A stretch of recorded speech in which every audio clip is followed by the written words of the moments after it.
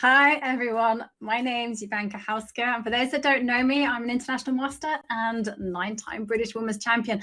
But here we are just going to discuss some chess, to solve some puzzles, and of course, you can always challenge me to a game of chess. And yeah, so hello to everyone. I was feeling slightly nervous. I always get a little bit butterflies in my stomach, you know, just before a stream or just before a show is about to begin. So it's really nice to see your comments. So I just like to wish everyone a big hello. And yeah, but of course we should chat some chess. So has everyone been following the World Cup? And yeah, well, yeah, a madhouse? I don't think so, Pawn. It's just a lot of fun. And yeah, I've been following the World Cup and I've been so impressed. So we should really kind of like talk about the Women's World Cup first. And hasn't Goryachkina been impressive? She's been absolutely amazing. She's really done well. And there you can actually see her path and amongst others. And she's now qualified to the semi-finals. She actually defeated Dinara Sadvikasova. It's quite a nice game, a lovely tactic in the end. I do recommend that you check it out.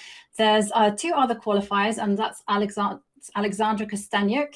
And then there will be another one. The tie breaks tomorrow between Anna Masichuk and Nana Zatnitsa.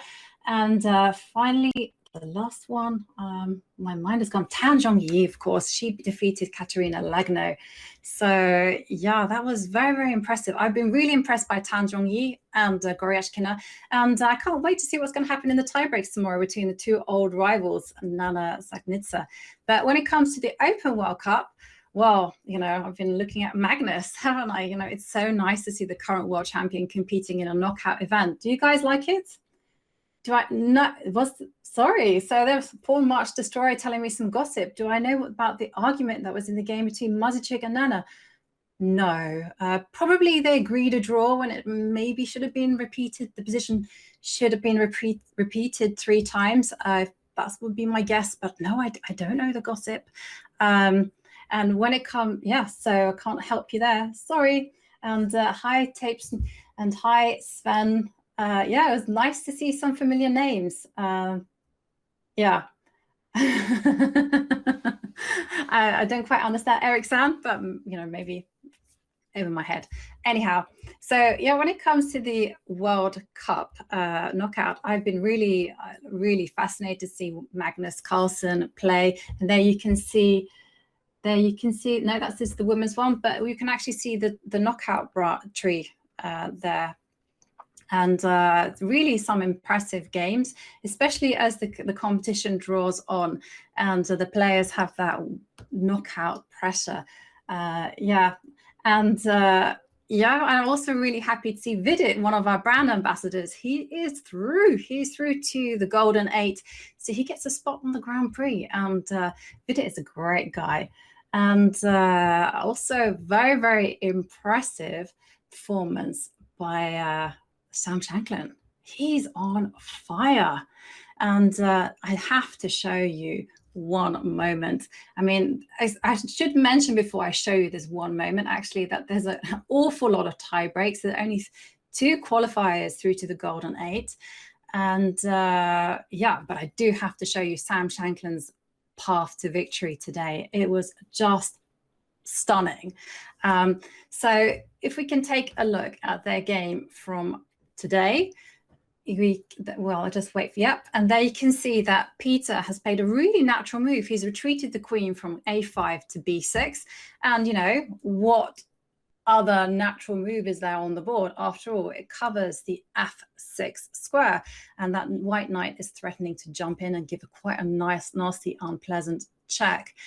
And unfortunately, this move actually just loses. Ironically enough, Queen b5 would have been fine. Queen a6, perhaps okay. But Queen b6 was a vital, vital mistake because Sam Shanklin just played Bishop h4, attacking the rook. And now, okay, so because of this knight f6 check, the black rook has to keep contact with this d7 square, so it can't be like gallivanting on the 8th rank. It has to stay on this line. So Pete played the most natural move, rook to d4, threatening rook c4, pinning and winning. No, because Sam Shanklin played a stunning move. Did any of you? Oh, okay, sorry. Yeah, tie breaks are stressful. Yeah, really solid and crushing chess. And just take a look at this idea I have to show you. So the commentators I was watching, they suggested this really nifty idea, and they suggested bishop e7. And the whole idea is to kind of trap this black king. And their basis was that after rook c4, can you guys spot it? White is just going to play. Yeah, your chess is tough, and yeah, one mistake and that's it. Yeah, you're gone. Completely agree with you, Goblin, Tenenborough. Yeah, knight f6. So yeah, you can play knight f6, you can play queen takes rook. It doesn't really matter. I've got queen takes rook, and after bishop takes rook, knight f6, bishop takes f6, bishop takes f6, and now you can see the king is caught in a deadly cage along the dark squares, and this, my friends, is the mayor's mate. So the only way to save themselves is to go queen takes bishop, but that's not good. Now, this idea looks really, really cool, but it actually doesn't work. It doesn't work because after bishop e7, black can save themselves with bishop to b3. And because black is attacking the queen, then queen takes bishop is quite powerful there. So instead, Sam played knight to f6 check. Now, of course, you can't take it because of the aforementioned mayor's mate, death by dark squares. And that is why the king has a choice, has no choice, has to run. And so the king moves, and now this is the point. The bishop just retreats itself back to f2 and attacks the rook, and is just asking Peter, pin my white queen. I don't care. So rook c4 doesn't work because of this, and I just love this idea. Queen takes rook, bishop takes, and now you can just go bishop takes pawn check, and after queen takes bishop, knight to d7, forking the king and queen. Isn't that neat? It's just mean. Yeah. When did I earn my IM title? In 2005, funnily enough. So quite a while ago. So that wasn't possible. So rook c4, not possible. So Peter tried to find salvation by taking that horrible knight. And after pawn takes knight, queen takes pawn. And now the woes just get worse and worse, because after queen takes pawn, it just looks like black can go rook to d6. What's the problem? But this is the problem. Sam just plays queen to c8 check, and after rook to d8, you can't intercept with queen to d8 because of rook h8 check, and that's game over. But it's not great after rook to d8, because after rook h8 check, another neat move, and queen takes rook, queen takes queen. And I have to show you another mating pattern here. And after bishop to d4, f6, like most of you would probably play, and I myself included would not think and just play bishop takes pawn check, or maybe queen takes pawn. But, just win the queen, get that resignation. But there's actually a cool mating pattern that I really wanted to show you. Queen takes pawn check, and the king moves back. Yes, queen takes queen wins, we know.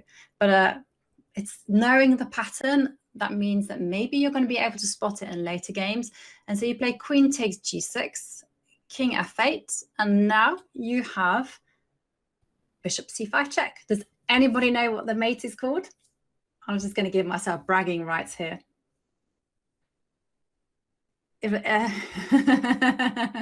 there's a mate. They're not sandwich mate. I like that though.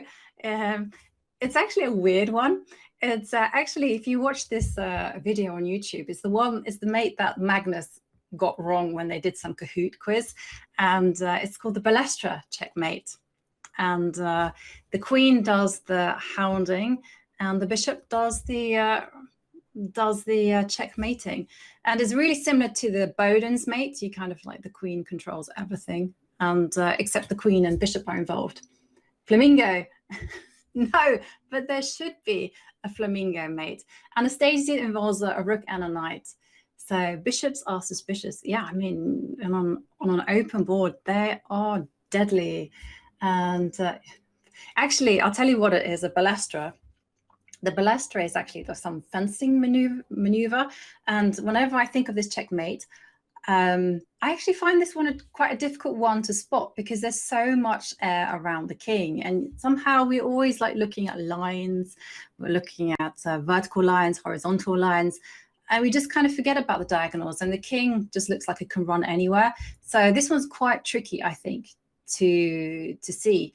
And yeah, but the balestra, going back to the name, it's a fencing thing, and I always think of the Three Musketeers. It's like da da da, hop hop, lunge, or something like that. Yes, Baliajo mate. No, not Baliajo mate, balestra checkmate. So yeah, I saw someone earlier on in the chat ask me about no castles checkmate and Fischer random. Fischer random has definite place in the game of chess. I mean, why not? And in general, I love chess variants. The more the merrier. The weirdest chess variant that I know of is, I'll just tell you the weirdest variant is the horde. That's like so many pawns against a whole army of black pieces. That's a weird one. Can I mate with a knight and bishop? Yes, absolutely. I can do that one with my, I know off by heart. Absolutely. Queen, bishop, mate. Yeah, exactly. It is tricky to see. So let's have a go at some puzzles. Now, what would you say your strength is? Shall we warm up and begin early? So let's, early with some of the easier puzzles. So let's go in here. You can see the homepage, and let's go to the master lessons. And here, yeah, you can see there's 776 lessons. Nice picture of a niche and Sopico. And we all filmed this in Paris in August last year. Stockfish chat. Yeah, Arcantesan, yeah, I have. But then Corona hit, and then I haven't been able to recover all my lost points. So we're going to go to club, just a warm up. 10,000, no problem with a master level. Yeah, well, you got to use your brain cells. That is the best thing in the world. You know, when I'm doing the Champions Chess Tour, which incidentally begins on Saturday, I actually try to avoid looking at the computer assessment. Sometimes I peek. Where's the Fool's Mate? There is actually a lesson on the Fool's Mate, but it's in the beginner section. Yes, the Fool's Mate is the easiest one, but let's have a go at which ones you guys decide. Should we do some Mayor's Mate? Fool's Mate, master level. Yeah, Fool's Mate, master level. Yeah, we don't have that. Sorry. Yeah. So the Greco's Mate. Okay, so shall we? No, I think we did. We did the Greco's Mate last time, so I'll try not to do that one. So let's do the Mayor's Mate, because after all, we just looked at that one. So let's do club and Lee, and there you can see that there's 5 exercises, and let's have a go. So I haven't actually looked at these before, so I will be solving them in real time as well. Oh, well, welcome, SKBoo123. It's nice to know that you're come and watch me instead, like that. Yeah. Oh no, my queen. Yeah, that's how I know Eric. He's great, and a big fan of the Staffordshire Gambit. But everyone else on the planet's like, no, that's such a bad opening. Yeah. Okay. Right. So I have one answer from Sven. Anyone else? Any other options? I have to ask that. Oh no, my queen. Who else has done that?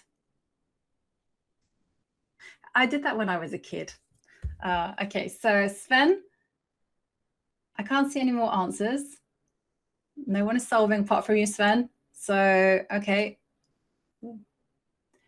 Yeah. Queen takes h2 and then rook h6. Uh-oh.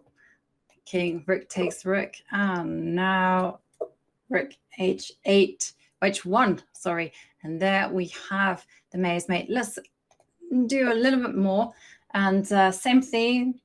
And this time it won't be, oh no, my queen. It will be, oh no, my, yeah. What you have to do, think about, is that this king is totally trapped on the dark squares, can't escape. And so you always have to ask yourself, yeah. You always have to ask yourself, you know, what would you really like? And you would really like that H line open. And now a rook comes and swing, and you go, oh no, my rook. Just kidding. Rook h8, checkmate. And okay, so that was slightly easy. That was a nice warm up. So let's go back and let's have a look at, yeah, there's lots of trainers there. Let's up to, that was club, so tournament. No, yeah, tournament. So, yeah, so let's go down. Which ones do you think? Too easy, on to master level. I totally agree. And if you guys find master level too difficult, we are going up to expert.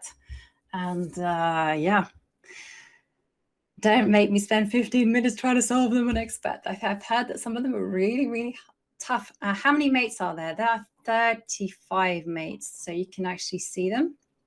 There's the Morphe mate, Opera mate, which is another story about Orphe. Nothing is too difficult for chat. Yeah, it's just funny enough. And then we have Vukovic mate, triangle mate. So let's try the Balestra mate. You know, after all, we did see that one. Here we go. And 5 exercises, starting from puzzle 1. So you know it's all about the queen and the bishop. Yeah, I do have a monopoly on checkmates. Well, I enjoy them because you get such childish pleasure from delivering checkmates. And most people resign. And I actually, before I researched this course, I didn't know that there were so many checkmates around. I think I knew about the back rank, Anastasia's, the push Bowden's, and the rest of them I was like, oh, I don't know. Smothered mate. Of course I knew smothered mate. Yeah. Yes. Okay. So here we have white to play. And we know it would be a queen and a bishop delivering checkmate. One thing the puzzle may itself not end in checkmate. It might be just a theme.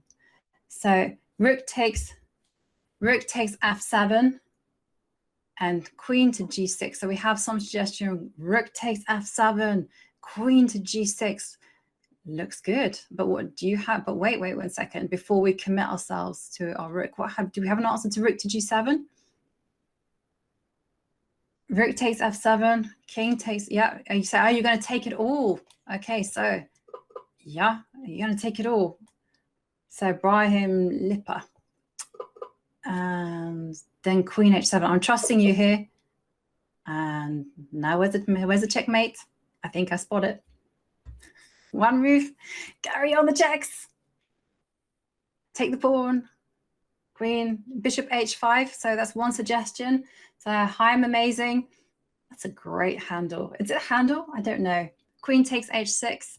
We also have follow the checks. So you kind of remember the queen and the bishop will control all the squares. Take the pawn.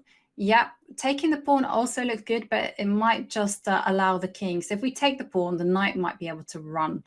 And you never know. Yeah, I think, wait.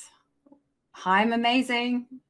Yeah, you're seeing it. You're seeing it now. It's not that easy, mate, to spot, because I guarantee you, if you only had like 1 second, you'd just capture the pawn and you'd be like, okay, I need to make a move. Queen to h8. And now the queen, you can see, she covers all the squares. King got no place to run. And now we go bishop h5. Checkmate. That was nice. Yeah. Let's go on to puzzle 2. So, oh, we should read this. Black tries to create space for his bishop to kick the queen away. Can you see how white now initiated a crushing attack? I'm guessing it's more of the same. Yep, crisscross applesauce, pawn march destroyer. That is my slogan. I was once asked for a slogan, and I was like, I don't have one. And everything that I have, I've kind of like picked up from other people. Like my Octo Night, that was like Malcolm Payne. I didn't do that one, but I love it. Oh no, my rook. Yeah, rook f6. Yeah, you have to remember that there's a checkmate in the air. We've kind of been given that warning. So the first thing you should look at is those forcing moves. So it'd be the checks, the captures, and those attacks. So the first move, yeah, rook f6. Rook f6, yeah. Let's work out the checks though. Rook f7, rook, yeah. So let's work out rook f7. So let's work it out. Rook f7, bishop takes f7. And then what next? What next? Yeah, rook f7, bishop f7, take everything off, and after queen to h7, king f8, bishop 8, that's a checkmate. And if the king runs to e6, resign, then cry. Sven, that is cool. I like these slogans. Just keep them calm. Oh, no, I'm so sorry, guys. That was not the move I wanted to play. Oh, I'm really sorry. Okay, sorry. That was because I mouse slipped on the way.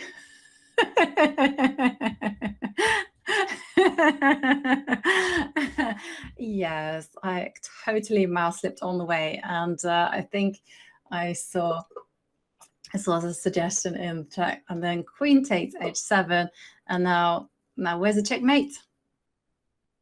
Hey, Juho, greetings from Finland. Queen takes g6.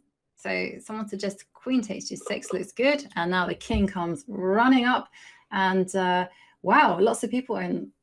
Yes, but let me just bishop f5. Wow, bishop f4 check. Yep. You guys are ruthless. Yeah, I know. And then we drop the queen back and we give checkmate. Nice, in the words of Yasser. Nice. That is really lovely to give a checkmate like that. Never seen that before. So one last one of Balestra, and then we'll move on to a different checkmating theme. And yeah, white to play. Can you find the best move? So yeah, I totally agree. Pawn march destroyer, perfect stuff. It would be if I played that kind of combination, it would be in one of my best games. Yeah. So e8. So we already have a suggestion from I'm Amazing. Ooh, Ericsson. I like it. I like that whole suggestion. Under promote. Okay, so we have this idea from chat: win instantly by promoting a piece. Now, if I do as Eric says, I promote to a bishop, what do you reckon? Do you reckon it'll be wrong, or do you reckon it'll be right? Should I do it? Yeah, I think it might be wrong. I think it may be wrong as well. Should I do it? Wrong. Okay, well, I quite like I like getting nice results. And king goes to e8, and now what was the line? Queen goes to e6, and now the king looks like it's totally safe. Got a lot of air. Sorry, my friend. It's checkmate with the Balestra. And clap from Arando Movin. Sorry if I kind of like massacre your handle names. I'm not very good. And this is coming from someone who has a very complicated name herself. So let's go back and let's have another look at some advanced. Now we need to go tournament, and it's a random oven. Yeah. And he's giving like a random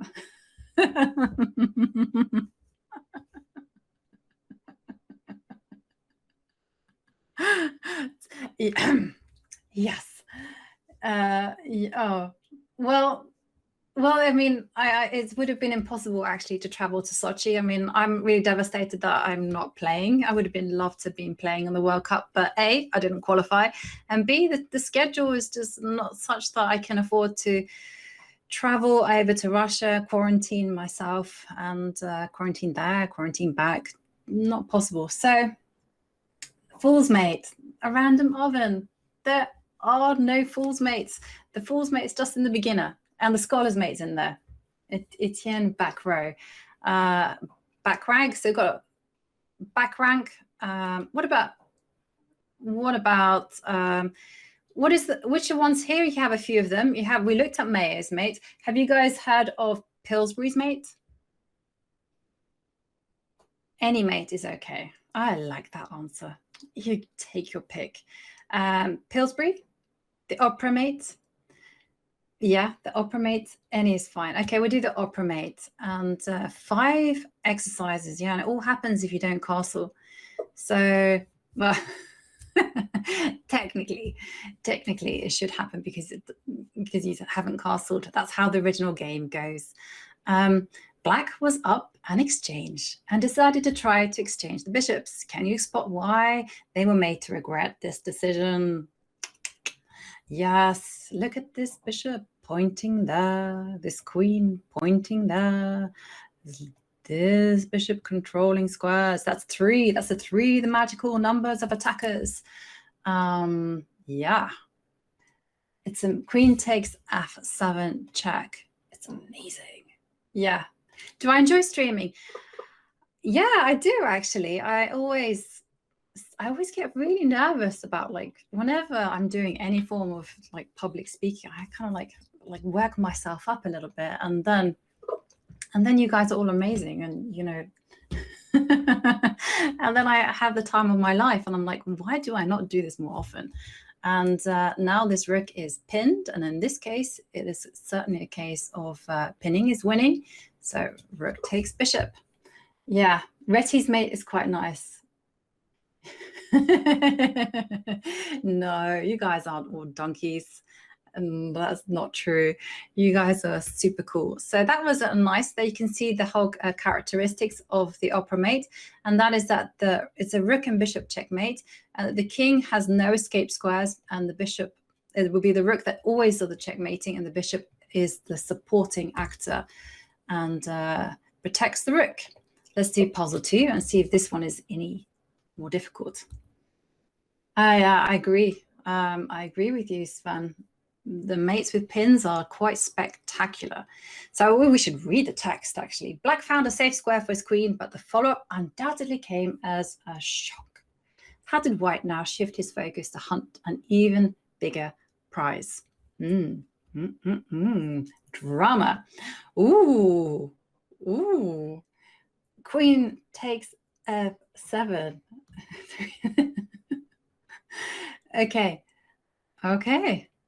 Okay, well, let's have a look.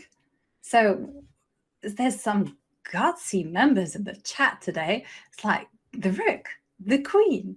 And I think, yeah, it's the flashy answer, but you need to back it up if you're going to get me to sacrifice the queen. So first of all, what is your answer if I take with the king? Just like, what is too much? Yeah. Checkmate ends the game. That's true. That is true. 100%. So yeah, so we have actually our pick of checkmates. If he takes with the king, we've got bishop h. So king is here. So we've got bishop h5 checkmate. Yeah, that's actually the only checkmate. Not my suggestion of bishop d5 because the king runs. But yeah, that's a nice one.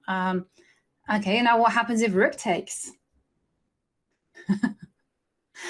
Yeah, it's a good idea. You know, here we know that there's an answer, forced mate, so we can start calculating, and it's quite nice. But often when you're playing chess, you know, there's no one peeping behind your shoulder, kind of saying, make a move, now is the time. So rook takes, double question mark, says Sven. Oh, took with the king. Let's, and now rook takes rook. And now we get our beautiful opera mate.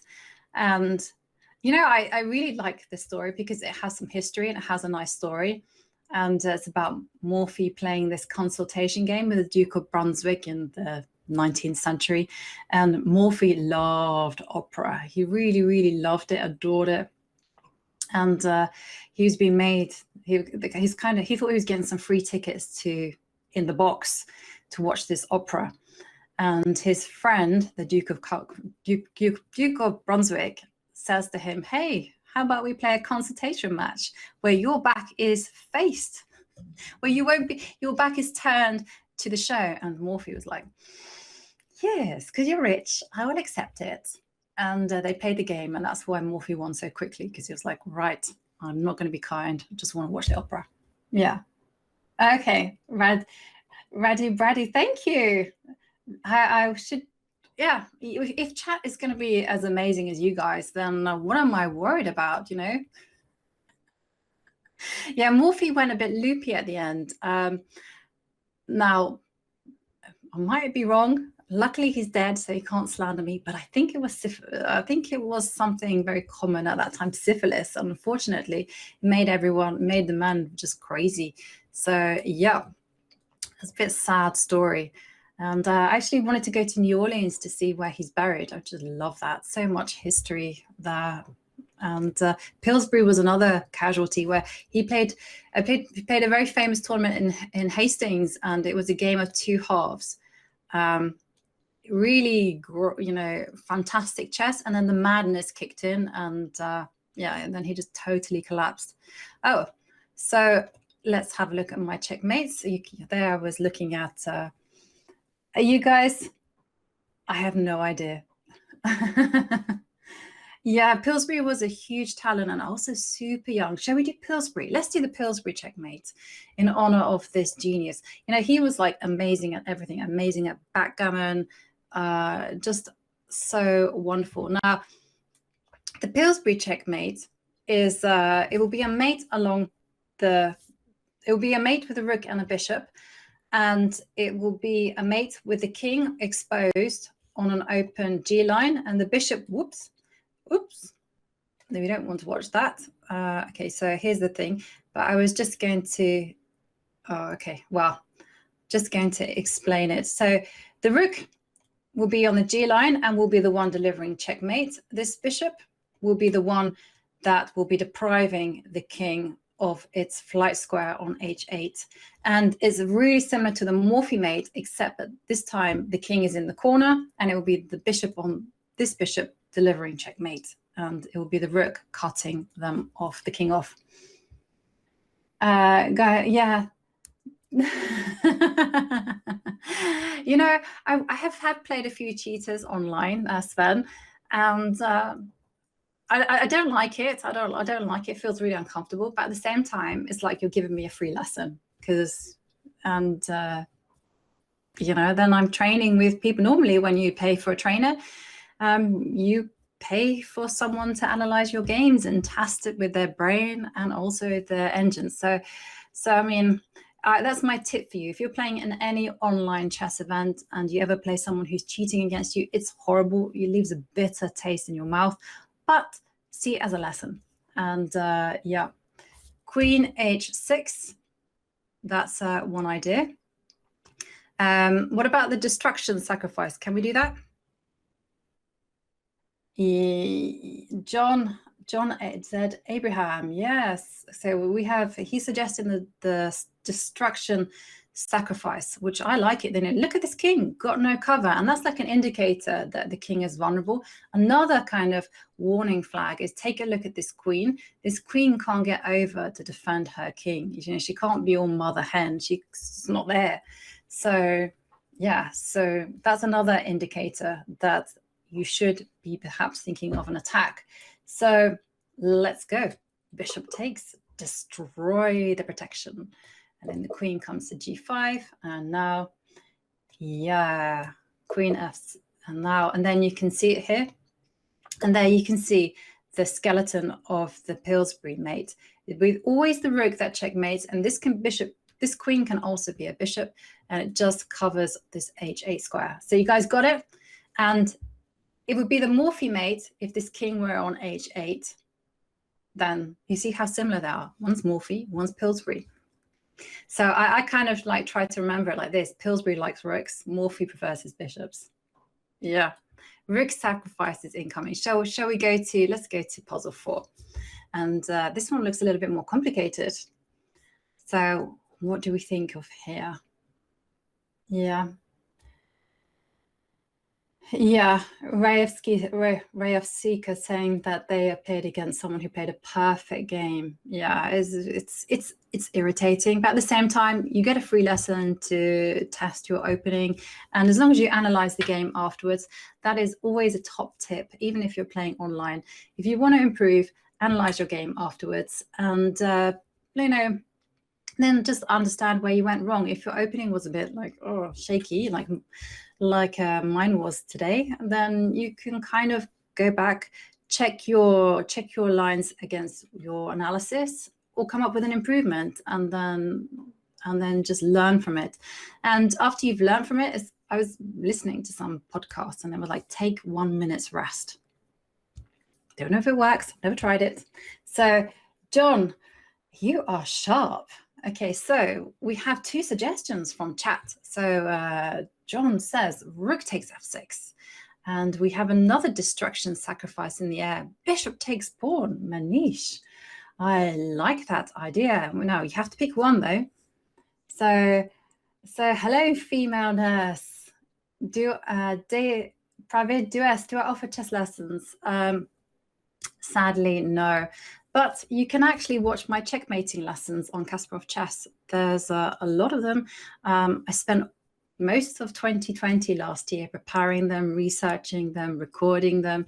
It was a fantastic opportunity. I learned loads, and I felt like I was so sharp at the end of it. So bishop on c7 is useful for delivering mate on h7. Don't sacrifice. So yeah, it's true. So we have 2 candidates. Rook takes knight, bishop takes pawn. Yeah. Check out Kasparovchess. If you become a premium member, there's actually a fact. There's a discount of 30% today. I think it involves my name, so I think you'll see it. The mods will tell you what the actual discount code is. But it's very reasonable. The normal price per year for annual membership is like $120. And if you were to take 30% off, it becomes very, very good. And you get access to 776 lessons. Gary Kasparov is releasing one soon. Loads of new content coming on a weekly basis. And is there a premium preference in playing me? I'm not sure. I'm not sure the answer to that one. Maybe. Okay, let's have a look. Let's go back to the puzzles and let's have a look. Rook takes f6, bishop takes pawn. So chat, I see a bishop takes f6. Yeah, but we kind of do have the hint. Hi, Kanishak. Hey, and if we get rid of this bishop, then there's kind of an issue here, because we're not going to be able to deliver the premium, the Pillsbury checkmate. Let me start again. Okay, so someone suggested rook takes. I like it. And now, how do we continue the attack? So, yeah, the premium checkmate. If there isn't one around, I need to discover this checkmate and call it the premium checkmate. I like it. Yeah, I've accidentally stumbled on something wonderful. So what's our continuation? So what do we think about? What do we think that we can do? Queen to d3. Queen to d3. Yeah, that's a nice move, actually. Queen to d3 with the idea that after g6, that's a free bishop. Not so easy to defend against the checkmate. Bishop takes f6. Yeah. Bishop takes f6 also looks good. I think maybe we might have our pick of finishes. Queen to d3 also looks good. Bank a bishop, like that. Bishop takes f6 also looks good, because then we can come and that's right, 30 set. And then he has to block against this threat of mate on h7. So now we can get our Pillsbury mate, which is queen f6. And then the rook comes and says checkmate. And yeah, shall we level up? You guys are finding this all quite simple. Wow, you guys are strong. What can I say? So let's level up. Let's go back to, and let's level up to the, no, not advanced. I'm the expert. Okay, expert, not master. We're going 2 rungs up the ladder. And yeah, oh, that one was hard. Oh, okay. Oh, do we think that this one is a little bit too strong? Should we try it? It's easy for some of us. Arabian expert. Okay, let's get Arabian expert. Okay, now the Arabian mate is the oldest mate in chess. It actually comes back from a time when chess was called chaturanga, and it wasn't even, it was just like an older version of chess. And the knight moved in the same way, and as did the rook. And so the whole idea is that the knight is on f. Oops. Okay, the knight will be on f3 in this case, and a black rook will be on h2 or g1. Yeah, super ultra. So that's the pattern. So now I'm giving you a big pointer there by the Arabian mate. It's just the king will be in the corner on h1 and a knight will be on f3. And when you ever see that kind of pattern where the king is on h1 and a knight is on f3, diagonally opposite to the king, then if a rook gets to h2 or rook gets to g1, checkmate, can't get out, the end. Yeah, the queen. It's true. It's true, Bakus. Before chess came to Europe, the queen could only move 1 square in any direction. I mean, yeah. Okay. And we have an answer from Kasparovchess. Anyone can challenge me. It's free for all. Just pile in, and I will try to. When it comes to challenging me, it would be good if it was at 3 minutes or 3 minutes plus 2 seconds or 5 minutes at the most. No bullet, nothing longer. And if there's lots and lots of challenges, it would be nice if it just like, and I play you, then don't repeat challenge me. So that's everyone gets a go. Okay, we have to read the text. We should put on our dramatic voice for this. Material is equal in this position, but white is in fact completely lost. Can you see why? Drama, drama, drama. Oh, crafty Raf. Oh, why? You know, that was my thinking, Sven. I never liked helpmates. I never liked those kind of compositions and these things, because I'm like, you know, you're winning anyway. Any move will do. But it helps with your imagination to know the patterns. It helps with your pattern recognition when you have just seconds left on your clock.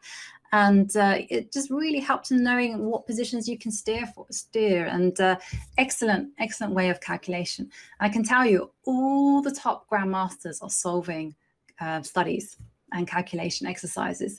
So yeah, so that's the reason why we do these things. And they're challenging, but what I really love about puzzles is that you get the buzz of that eureka moment when you've solved something. And even if it's like simple or really, really difficult, when you get the answer, you get, yes, aha. And it's almost like you punch the air with some, you've gotten that kind of rush of endorphins to the system.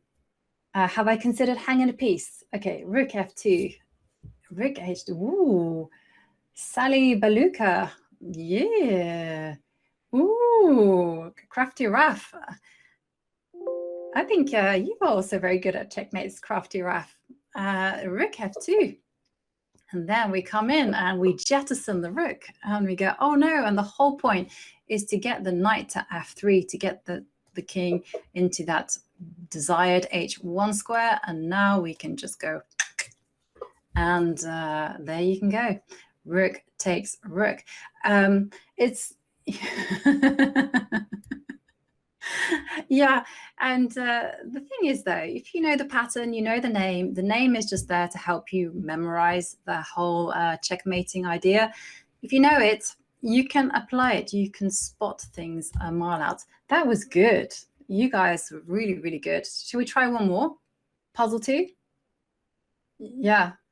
Yeah, I am the little hat. I am the little hat. It came about because when I joined Twitter many years ago, I didn't really know what it was. Hang on a second. Hang on a second. Getting some challenges. We haven't finished with puzzles. I'm like I need to like work up the courage to play, you guys. So let's do a few more puzzles. Let's do one more master. Yeah, what exactly? I mean, I'm really impressed by the standard that you guys are showing. So you guys are on a roll. Okay, so we all know about the Arabian mate. The black knight needs to be on f3, diagonally opposite the king on h1. All we need is that rook to get to g1, and we are there. Bob's your uncle, as us Brits like to say. You got a checkmate. So thank you, Rose. It's a London accent, West London. You know, my queen. Yeah, yes, yeah. And we'll be back. We have a very interesting field, Griezmann. I'm really looking forward to it. We have the youngest GM in the world, Abhimanyu Mishra, competing, 12 years old. And well, he's graduated into university level because, you know, he's going to try his luck against, amongst others, Hikaru Nakamura, Wesley So. And I like the fact that Ju Wenjun is there, and Humpy Konaru is also playing, the World Rapid Champion. And there's so many dangerous players. I mean, this is the great thing. I do like super tournaments. And but it does feel sometimes that you're seeing the same names again and again and again. But when you have new, fresh people brought into the equation, then it's just fantastic because, you know, they want to win. They bring hot, fresh ideas to the table, and we see a fight, and I love it. So remember, the rook wants to deliver checkmate on g1. So we need to clear the path for that rook, and we go, oh no, take it. Take another little piece of my heart. And now the rook comes to g1, and we get our Arabian mate, and we say, yeah, we say GG. We type that in the chat, GG, good game.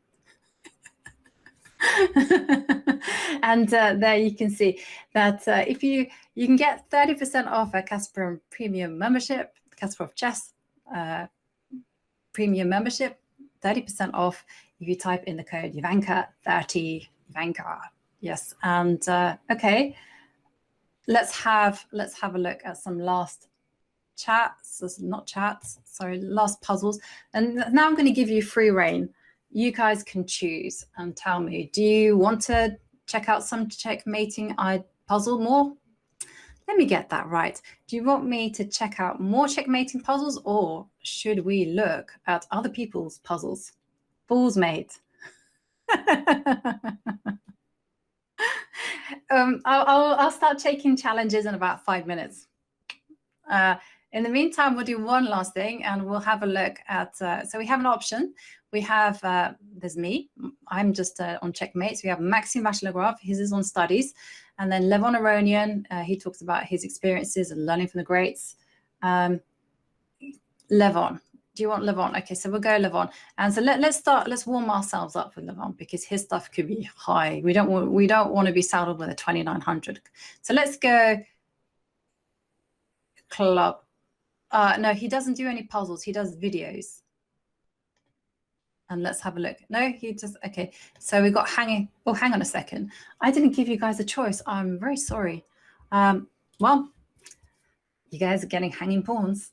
So what's the, okay, they're not, no, these are lessons. These are lessons. So here you click, and you'll be getting a lesson from Levon, and he'll be in the studio, and he'll be explaining all about hanging pawns, their advantages and their weaknesses. So he doesn't have any exercises. So yeah, Levon is insanely strong. Boden's mate. Yeah, let's do Boden's mate. Let's go back to checkmates and let's have a look at Boden's mate. Let's go expert because you guys were good. And let's go Boden's mate. And for those that don't know about Boden's mate, it's about the crisscrossing potential of the bishops. So here we go. So this is a very interesting puzzle, actually. Fools roasting Maurice. Okay, hang on. Yeah, exactly. You said that beautifully, Hero Gurung. It's all about pattern recognition, process operations, psychodiagnostics. Wow. I need to write some of this terminology down. Yeah, Levon has definitely, he's one of the best dressed players in chess, but he's very brave with his choices. I would never wear a t-shirt saying catastrophe. Even if it's cool, it's got a picture of a cat. I would always wear one that was like maybe something else. Okay, so the pawn is moving this way. So this is going to be hard. Okay, so we've got some suggestions, 2 suggestions, and everyone's saying bishop f7. Okay. And that's incorrect. So no, try again. So, I mean, the problem with bishop f7 is that the black pawn will start to make, no. What will happen is after bishop f7, the black king will come up to g7 and attack the bishop. And at the same time, this gives black some breathing space in order to mobilize the rook. So not bishop f7. So yeah, so bishop f7 doesn't work because the king to g7. So we can't have that. And the whole beautiful power of the Boden's mate is that the bishops will crisscross the board, that kind of action, and deliver checkmate. Yeah. Well, I like that too. I once had that done actually to me. I was playing some blitz game when I was playing in Austria. Funny enough, alongside Simon Williams, we were both playing for the same team. And I was just playing blitz against some teammates. And 2 grandmasters stood behind me and started suggesting the worst moves possible just to have fun. And I was like, not cool. Don't do that. That's just distracting me. So Eric is suggesting bishop e5. I have another suggestion, bishop e4. But if you play bishop e4, the rook now has a chance to move. So it probably should be forcing moves. So Eric's saying bishop e5, bishop f5. And the threat is, I like bishop e5. It's a forcing move. No. No. Okay, let's try again. Okay, so let's try again. So bishop e4 was another suggestion. So bishop e4 with the same idea of, okay, I'm lost. So bishop e4 was an idea, but if we play bishop e4, then the rook can move. Oh no, my pieces. Bishop h5. Yeah. Yeah, this is, I would offer a draw. No. You shouldn't offer a draw. There's one thing that I've learned in 2021, still alongside David Howard, is that you should never offer a draw. You should play until the edge. You should always be patient, and you need to be thinking about what your opponent wants to do, and you need to stop it, and you need to give your opponent a chance to go wrong at all stages of the game, because the mistake will come. And yeah. So who has a win here? Bishop f5. I think we tried bishop f5. So white has the win here. It will be death by bishops. Is king e7 a move? King e7 is not really a move because pawn takes bishop. The bishop is under attack. And so white can't play king takes rook because pawn takes bishop. So bishop f7 looks like a great move and it threatens checkmate. There's a big problem. The black king comes out.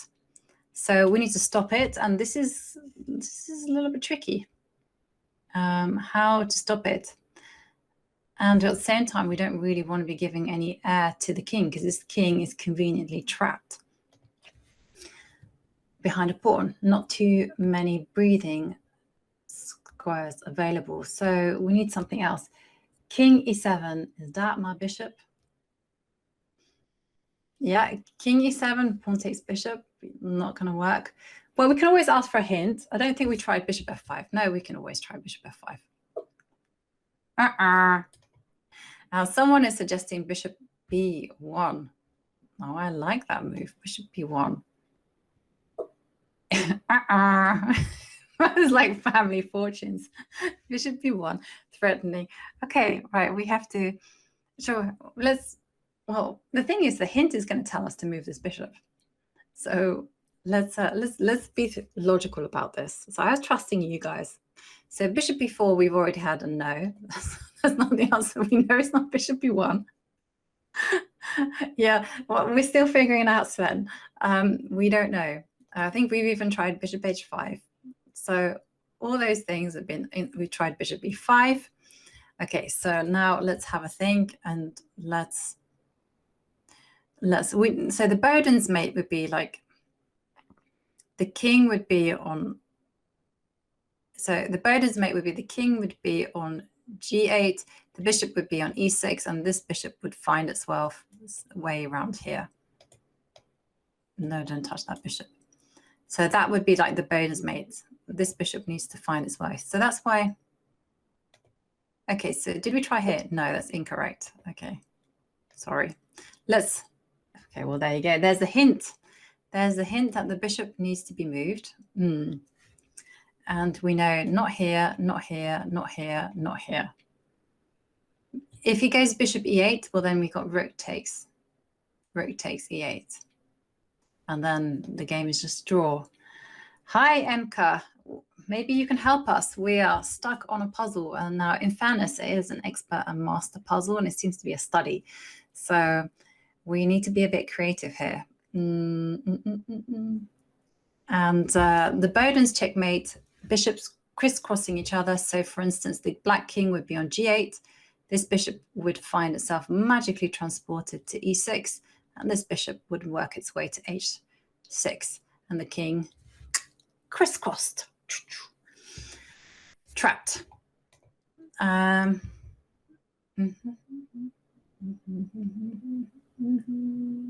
Bishop d3.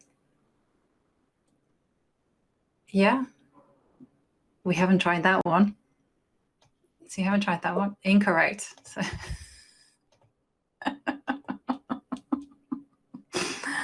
oh dear me.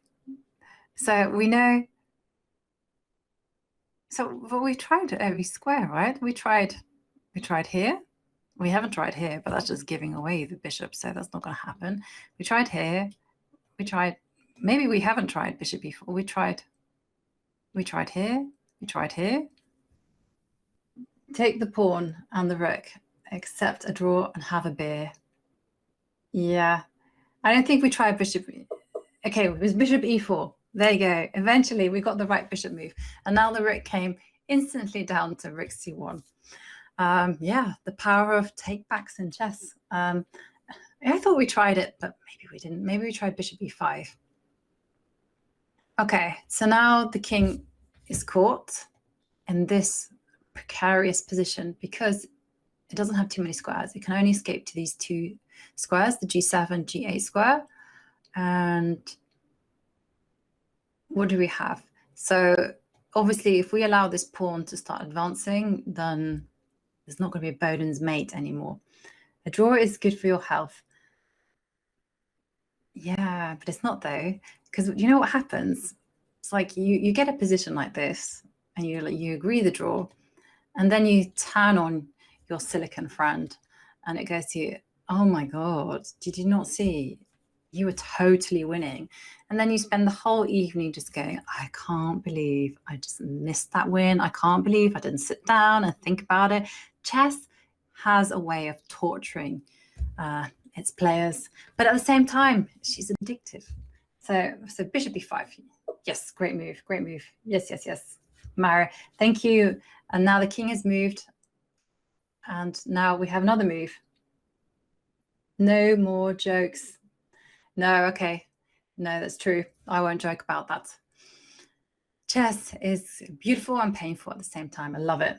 Keep checking with bishops. Yep. Okay. And now this one comes. Well, where are we going to? Okay. Okay. Okay, bishop. Now what do we do with the bishop? Because if we go check, then the king comes to g7 and it's out. And remember the Bodens is this bishop will find its way on h6. Chess is difficult. Yeah, I think here. Great move. And now I'll let you guys find the killing move. So this was the reason the bishop had to be on e5, because then the rook would move down and give check if that bishop weren't there. That was hard. That was, well, it was expert level for a reason. And yeah, well done. We did it. Okay, right, now let's play chess. 5 minutes, bit the viz. They got there first, and I'm accepting. Okay. Bit the viz, the bits, bit the bits, and I will be playing with the white pieces. And what should I play? E4, D4? D4. E4. I've been practicing on my E4. And okay. When I was younger, I used to play E4 all the time. And I always chose this line. It was like, kill games. Yeah, you need to challenge me on my handle, which is the little hat. And okay, I see no reason for gunpowder. No, let's not joke about these things. This is a bonfire knight and bishop takes pawn. I really like my pawns. Now I realize I gave up the bishop pair, and I normally would never ever play bishop takes knight on the corner because black does get a lot of play for it. Like take, for instance, the open line. These pawns are actually quite dangerous, especially if they can start moving forward. But I've chosen to basically give up the bishop pair for a pawn. Yeah. Yes, yeah, the rook is hanging, yeah. The rook was hanging, and that's on C1. That's why we could play. I forgot to mention that. Thanks for pointing that out. No, there was no other square for the rook because it needed to go to h1 and the bishop was on e4. So, okay. So what I will do, so the one thing that my opponent has as compensation for this pawn deficit is the bishop pair. So I'm quite happy that they've decided to swap off bishops. So what I'm going to do is I'm going to focus on development. I'm going to, let's get rid of that actually. Exchanges, exchange. Okay, let's play here. And okay, my knight now, and now I need to focus on development. Absolutely.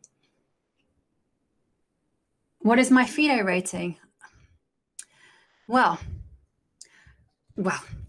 it's a bit of a pity story, really. I mean, it's 2381, and it's the lowest it's been in years. And I was making, oh dear, why did I do that? I just lengthened the diagonal. That was not good.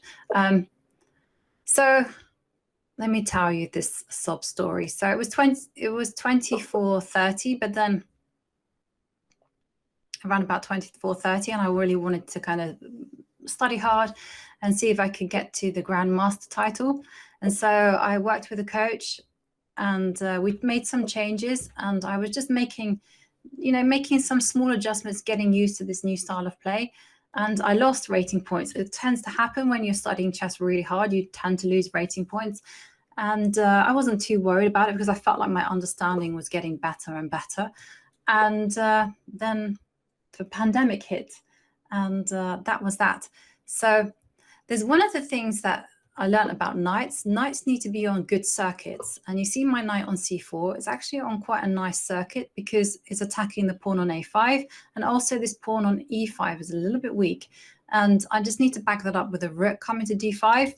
And I'm quite happy with my position. And if I look at my knight on e2, that also needs a good square. So the knight, thinking of putting it on g3 and then maneuvering it to f5, where it's proudly supported by this pawn on e4. No, but I'm going to, no. What am I going to do? Now, Need to think about this one a little bit. I think I'm going to harass that bishop. The reason why I was a bit reluctant to put my knight on g3 is because then, okay, make sure there's no discovered. There's no discovered. Okay, it's because, whoops, when I put my knight on g3, I do not want the rook to come to g8 and then put pressure on my knight, because you see suddenly my knight is really in the way of the pawns. And you know, guys, I love, love, love advancing pawns. So now I can put my knight onto g3, and now I can think about putting my knight on f5. Oh, but my opponent is listening to me. But there was a consequence. Every move has consequences, and this knight was protecting the rook on b8. Yeah, not anymore. And once again,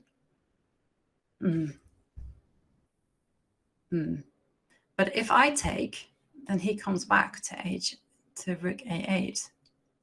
And that's a little bit annoying. So what should I do? Let's gang up on that piece again. So let's not be swayed by the cheap tricks. Let's instead, okay. Now I'm coming in. I'm coming into my position. Is stream sniping allowed? I don't know what stream sniping is. Is that when you watch? Okay. Okay, so I'm a little bit of a newbie to all of these things. So, okay, now I want to, what can I do? I want to gang up, okay. That's a David type of move. David Howell, my co-commentator, he loves to push a pawn forward and dominate the knight. So now the knight can't get to f4 or h4. So let's take a look at my time, because I've been talking a lot. Okay, I have just under 2 minutes. Now I have to say one thing. Okay. I don't mind. You can watch me and listen to what I'm going to do. That's not a problem. I'm quite easy going about things. Oh, what does that mean? Okay. You're sending me emojis. Okay. Distraction. Okay, now I'm going to come here because I've spotted my knights coming to a new square. And then I get my beloved octo knights. Okay, that's not so dangerous to me. I'm going to give a check. And then I'm going to try to... Now, one thing that he should do is he should fix his pawn on h3. No, I can't do that. So, okay, I'm going to kill the game. Don't hate me. Don't hate me. I'm going to take the game into a king and pawn ending. And that's a mistake. He should, if he's going to get any chances, he needs to run with his pawn and create some counterplay. Let's fix this pawn. And okay. WGM and FM, no, they don't quite have the same rating requirements. FM is, you have to just be 2300. To be a WGM, you have to do a higher performance. So yeah, I am. Get Gary in the stream, please. Yeah, he would be cool. He will be streaming. He's done some streams before. It's been very, very cool.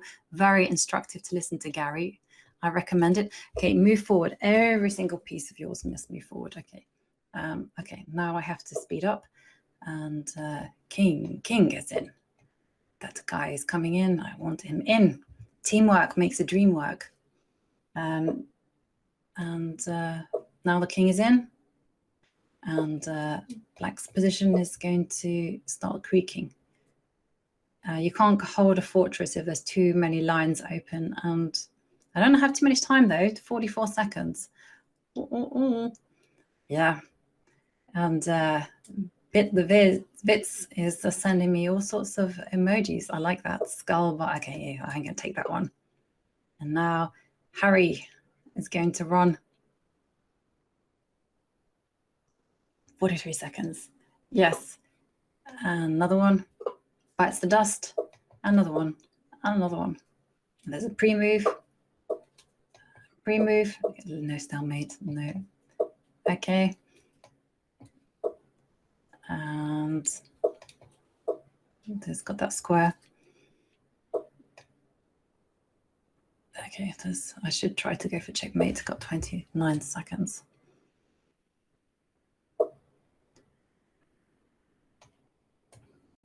Let's okay, let's go like this. And let's bring the king in.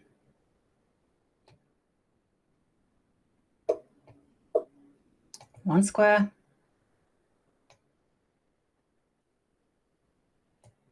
There, checkmate.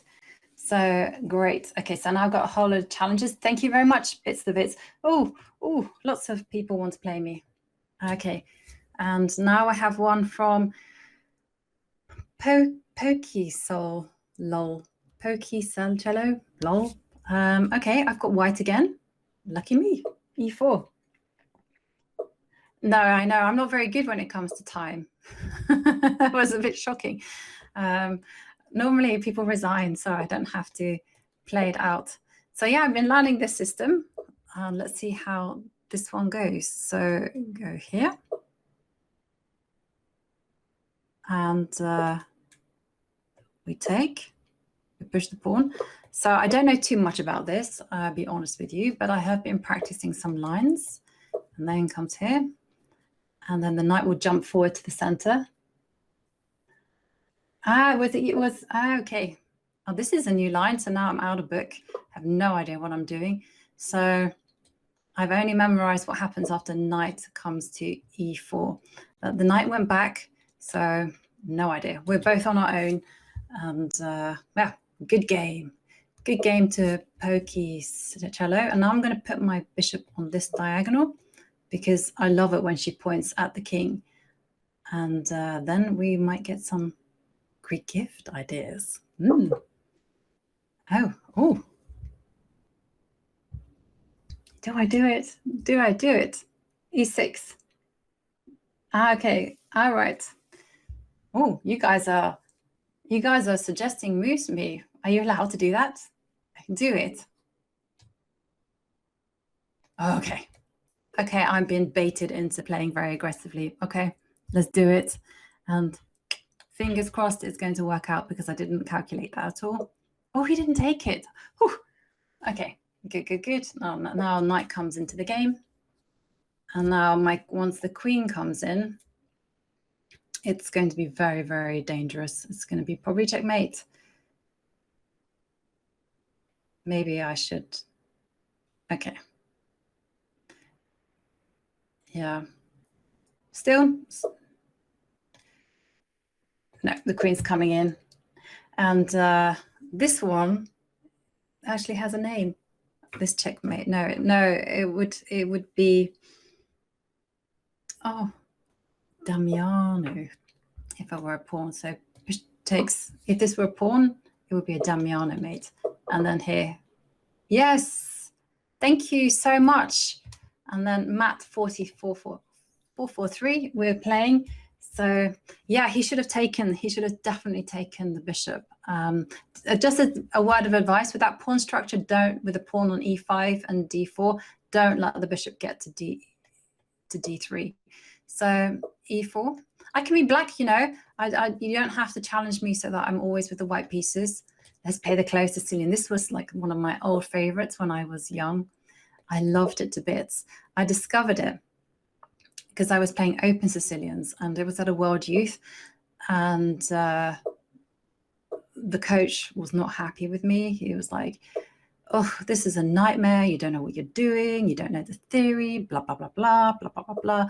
And then my roommate suggested to me, why don't you play what I play, which is the closed Sicilian? And then I was like, all right, I'll do that. And then after I started playing like that, I played it so well. I know I kept going with it for a few years and I won loads and loads of games. So loved it. A6, B5 is quite a tricky line. So I think I'm just going to storm. You know, I like my pawn storms. Okay, well, let's move that knight across. Okay. Yes. Thank you, Cinemania. Yeah, your roommates. Yeah, she was very, very sweet. She was like, don't be Don't be sad. And you know, it was a World Youth where I was so sad not to get a medal. I came 5th, and for a long time I wasn't selected for any of the junior events, and I got so strong that they had to select me. And then I was like, okay, now I'm going to go for pawn stall, chess on ice water. Yeah, I can tell you something. I've been doing something since the end of 2020. I've been having cold showers every single day, because I heard about this guy called the Wim Hof. No, he's called Wim Hof, and his method is called the Wim Hof method. And I've been doing it, and I'm the kind of person that's like, I would never in a million years ever dream about doing a cold shower or anything. I'm like all about the heat. I get freeze so easily, but I love it. Yeah, the Wim Hof method is this guy. He's insane. No, don't touch that pawn. Okay, you've only got 1.5 minutes. Let's have a think. What can you do? Let's concentrate, and let's play this move. I want to secure some squares for my, and let's go here. I have that square available to me. Okay, I know exactly what I'm going to do, and it's going to be the F line. That's going to be powerful. Watch that pawn is going to go. I've got my eyes on you, and now, yep. Or maybe I could have taken, and then that pawn is going, and yes, back to watching that pawn. Now, a pawn which I will never ever capture is this pawn. I do not want to release this bishop, but I will capture this one. Let's concentrate. Yes. I need to concentrate. Okay. Let's put my rook on an open line. That's always a good idea. 53 seconds left. You can do it. You can do it. Okay, so back to that beautiful square again. Don't forget. Okay, right, taking that pawn. Thank you. And then I'm going to take there. I'm going to take that bishop. I'm aware that I've... he's playing quick. I'm going to try to come in. Make sure to read the chat when you're in type. Yes, that's not a good idea, but I can't help myself. What did he play? King, knight to b6. No, let's not bring that in. Let's come in here, and let's just make a random move. Why not? And there. Okay. Knight takes pawn. Let's push this pawn. 22 seconds left. Whew. Yeah. This pawn will go Geronimo. I have 21 seconds. I have to focus, and let's take that one. So I'm attacking the queen and the rook. Queen, check. Nice move. Can I come in here? Oh, no. Yes. No checks. Rook is going to come in. I've never seen... This is a cool pattern. I've never seen that before. And let's win the queen because I only got 10 seconds left. It's a race against the time.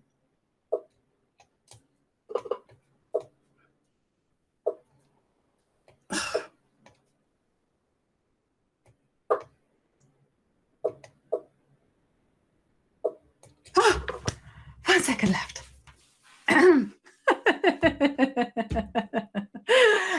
Okay, let me give me a minute.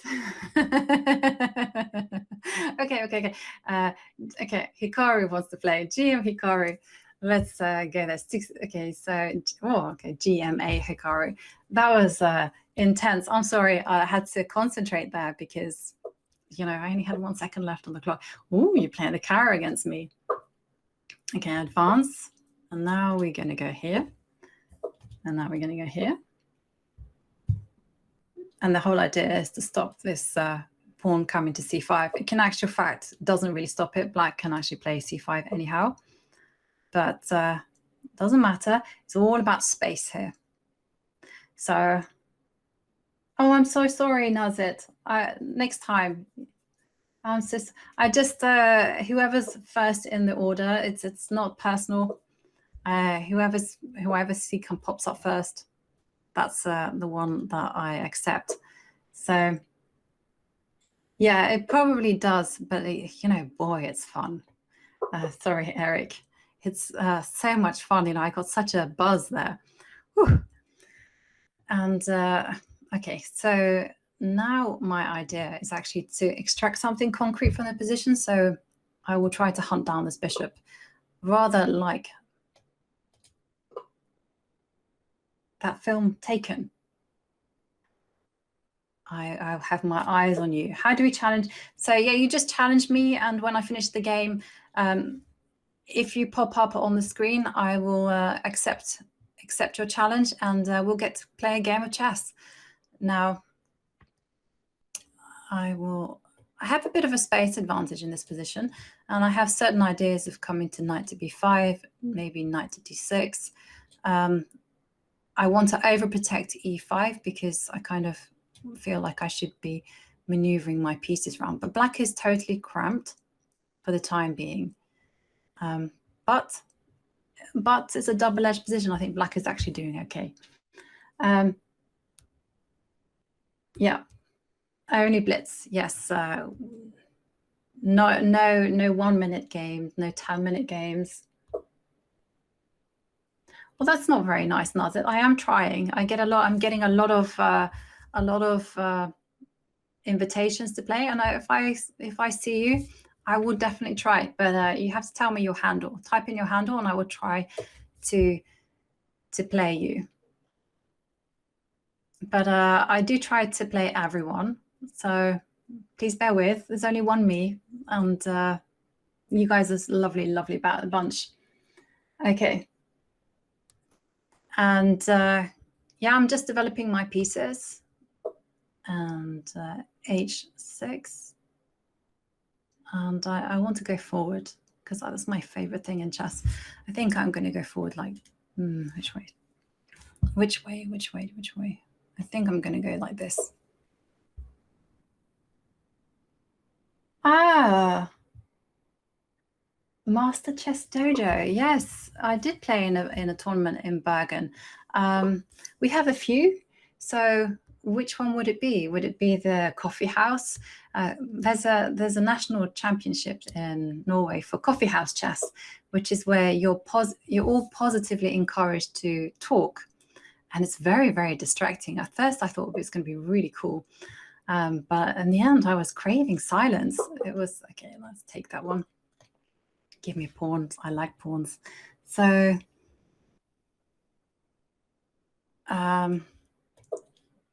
let's put my knight back. Silence is loud. Yeah, it's and then I also played in the tournament in Bergen where everything went wrong. I lost to everyone. That was not fun. Was that the tournament that I played in Chess Master Dojo? We brought 4 or 5 American students. I don't know. You'll have to tell me where it was. Was it in a cafe, or was it in somewhere else?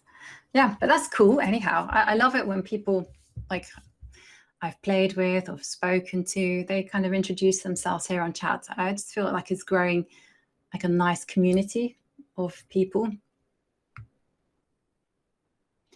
Yeah. Yes.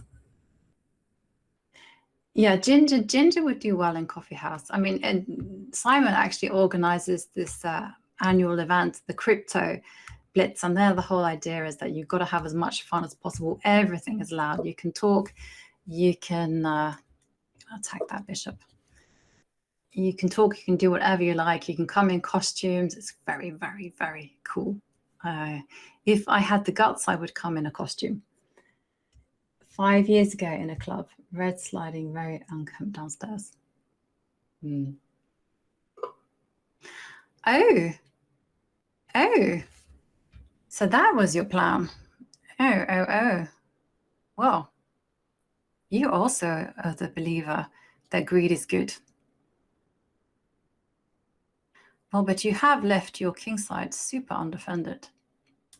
And the queen is going to take a while to get there. You know, I've been inspired by everyone. Should I? No, don't do it. Don't do it. Don't do it. Okay.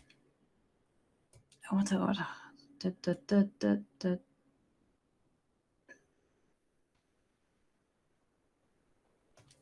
Okay. I want my bishop pointing there. No, it didn't work. It didn't work yet. This is always a good idea in this structure. If you get your bishop on this beautiful diagonal pointing at the king, then it's just an amazing attacking piece, because if you look at this pawn on e5, it just cuts the position in two. So that's my plan.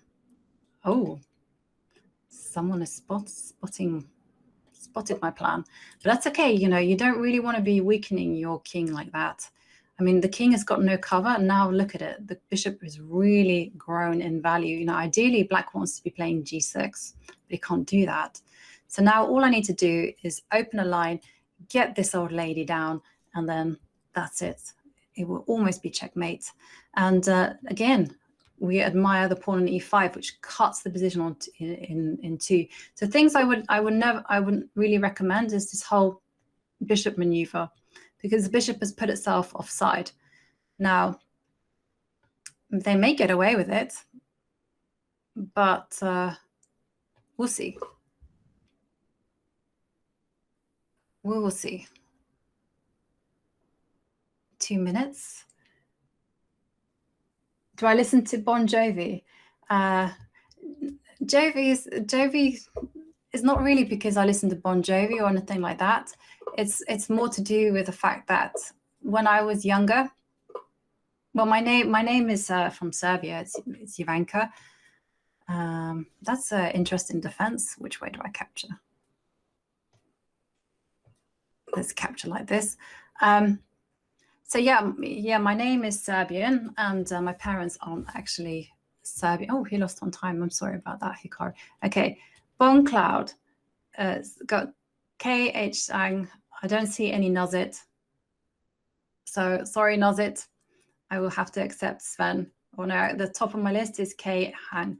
Oh, okay. Well, Sven. So hello, Sven. And have we played before? Okay, now I'm black. So, I like the fact that the background has changed. And one of the things that I'm quite limited with my black opening repertoire, I'm always playing the Caracal. You know, after all, I did write some books on it. Let's take this way. Yeah, the double Bon Cloud, he did the double Bon Cloud on me, and I don't approve of that opening. I'm sorry. So I'm going to, let's go. Let's pin this. And then the idea is that I should be able to develop a knight. The knight can come here to d5, or it can come to b6 or d5. Either way, it's going to be annoying. And this pawn on f6 is actually just an annoying piece. So let's drop this bishop back. And now I want to connect the rooks, because the two rooks are together, they're untouchable.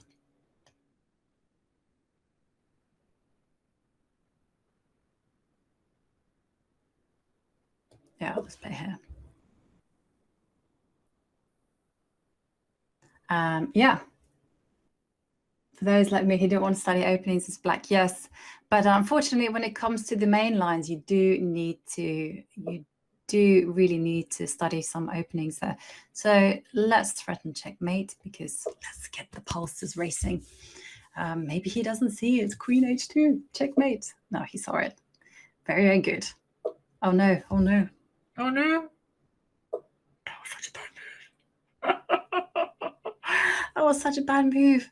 I meant to go bishop takes bishop, but I picked up my bishop and put it on g6. Now I blundered a piece. How could I do such a thing? Okay. Okay. Okay.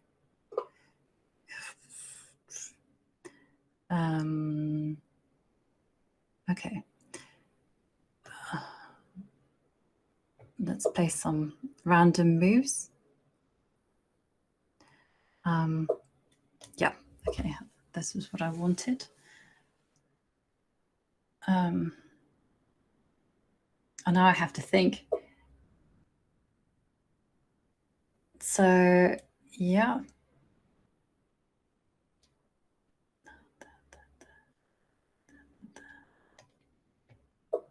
Let's move my knight. Yeah, okay. Bergen Onstig Hertischak. Yeah, it was a Bergen chess club then, I think.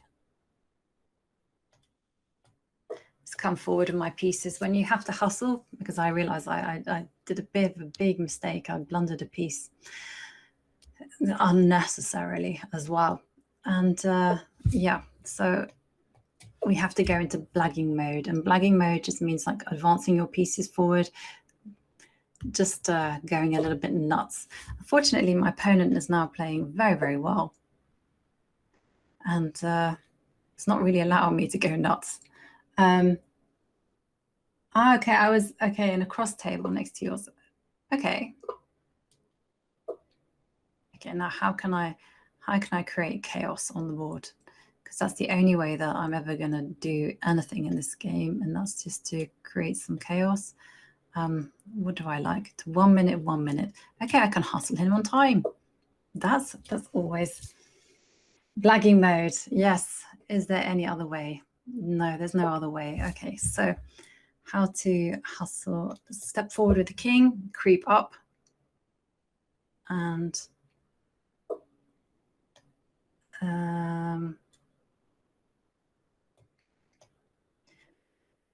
let's move my rook here. It's a bit mysterious. Oh, I know what you want to do, but that was my intention. Wanted to stop you, and now I wanted some semblance of an attack along the h line. This king is going to come to g6. Do not try this at home, kids. This is just awful. Yeah, this is just pure desperation, and I'm really playing on the clock because I want to play rook h. Okay, let's lock out this piece. Let's lock out the bishop. Now I need to play here. Now I need to challenge that. So 27 seconds. Oh, this is not going to be pretty. Okay, so here. And now move the king. It's just about making moves. Running. Okay. Oof. And now 12 seconds. That's what I wanted to do. And we're just going to ignore the fact.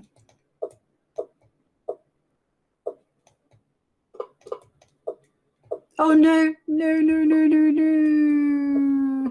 Okay, I'm going to resign this one because that was a disaster. So I want to resign, but I haven't managed. Oh, there it is. Well done. I'm going to congratulate Sven. That was a bit hectic at the end, and I didn't mean I dropped my queen on b4. I didn't quite to do Bong Cloud only. But you're going to play the Bong Cloud. Okay, I'm going to accept K Hang because I was meant to accept them. So, okay, so K Hang 13:49, and we got a 5 minutes game. Thank you, Sven. Yeah, I didn't mean to.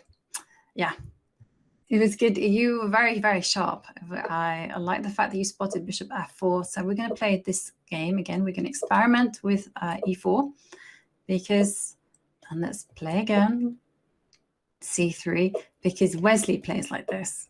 And I want to play like Wesley plays. He was awesome. And now the bishop, now the knight comes forward. That is the theory. Oh, the knight goes back again. Yeah. Am I playing the same guy as I played in the first? So no, try not to do any repeat challenges, because, you know, I would like to give everyone a game. So my bishop is on this ideal square. And now I've just promptly blundered a pawn. Anyway, it is what it is.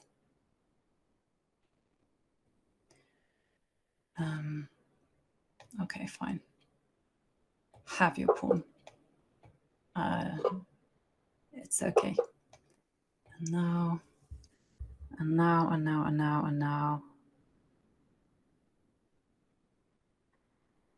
I want to do some calculation. It's good. This is good. But I kind of want to keep, yeah, but I don't have a knight to back it up. And I kind of, if I go knight takes pawn, he plays knight takes e5.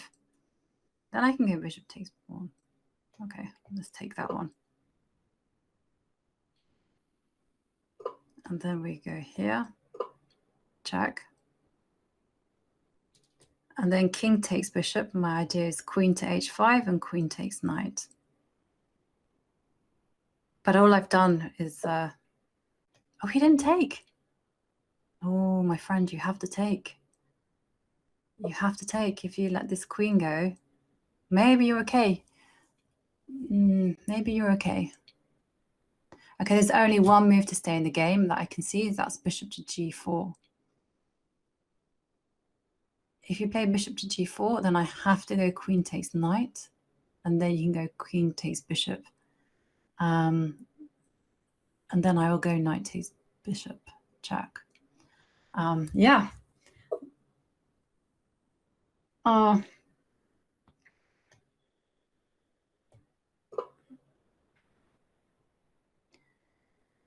And now he's got the bishop pair. He's got a shaky king. I want to cripple your pawn structure so that I'm like one pawn ahead in theory. And what I'm going to do is, it's an open position now, and so timing is absolutely important. Every single move that I make has to be with purpose. So there I'm attacking. So now I would like, I have the dark squares. Where am I going to put my queen? So I can come here, I can come here, and come here. I think I'm going to drop it back to here. And then no room for all of us. Yeah, I'm really sorry. I mean, there's only one of me, and I am doing my best. Maybe, yeah, I'm doing my best to try to play all of the time. Oh, well done, Sven. I'm really happy. I'm really happy that you played really well, especially, and the end was just, I felt a bit bad actually, because I was just hustling you.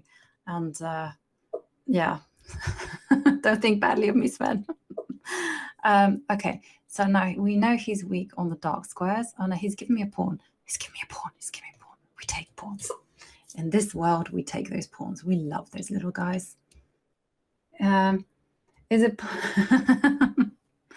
Yeah, it's possible to do simuls. I'm not quite sure whether it's possible to do simuls on this site, but that's a way, one way how I can play like 25 people at once. But yeah, I think that will be a feature that will be added maybe in the near future.